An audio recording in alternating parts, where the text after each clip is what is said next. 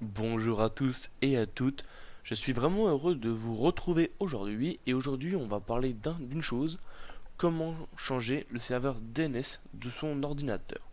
Alors de base, votre ordinateur choisit le serveur de votre FAI, donc de votre fournisseur d'accès Internet. Pour cela, il va falloir aller dans les paramètres Internet.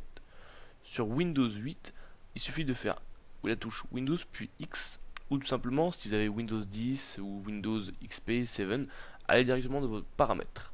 Allez sur les paramètres donc, de réseau, puis sur bien sûr les paramètres centre de réseau et partage. Une fois arrivé sur le centre de réseau et partage, il suffit d'aller sur modifier la carte. Une fois sur cet onglet, il suffit de faire un clic droit sur la session que nous utilisons. Donc là, par exemple, la session Wi-Fi. Puis faire propriétés. Une fois arrivé sur la page des propriétés, on va choisir et il faut trouver IPv4, le protocole IPv4.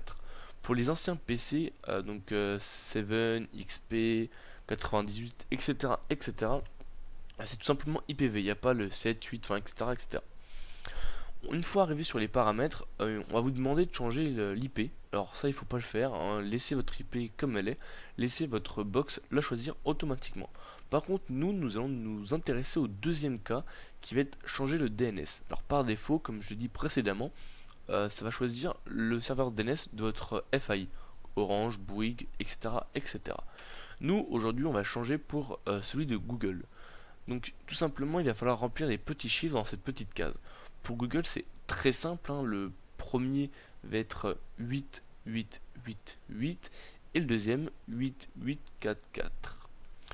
Pas de panique si vous ne voulez pas utiliser Google, je vais vous mettre en description les différents serveurs que vous pouvez utiliser pour changer de DNS. Et puis tout simplement cliquez sur OK et voilà, votre serveur DNS a été changé. Vous pouvez remarquer soit des améliorations, soit des changements de certains sites qui peuvent maintenant être disponibles. Donc je vous remercie d'avoir regardé cette vidéo. Si vous avez des questions, n'hésitez pas en commentaire, j'y répondrai avec plaisir. Allez, ciao.